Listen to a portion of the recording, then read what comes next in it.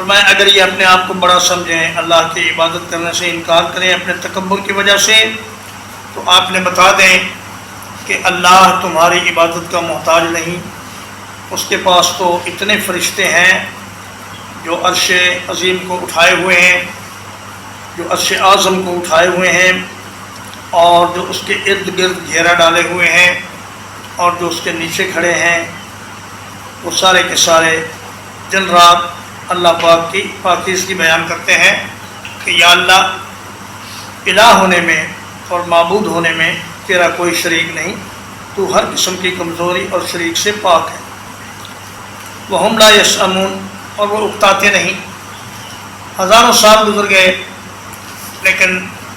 فرشتے اللہ کی تسبیح و تحمید میں اسی طرح مشغول ہیں جس طرح پہلے دن تھے، کیونکہ انہوں نے نہ کھانا نہ پینا، نہ انہوں نے تھکنا، نہ سونا، نہ مرنا، نہ بیمار ہونا، ان کے لیے کوئی مسئلہ نہیں۔ ان کی ڈیوٹی ہی یہ ہے کہ وہ اللہ کی تسبیح بیان کریں، اور یہی ان کی زندگی ہے۔ یہ سجدے کی آیت ہے، اور سبق کے بعد آپ حضرات سجدہ کر لیں۔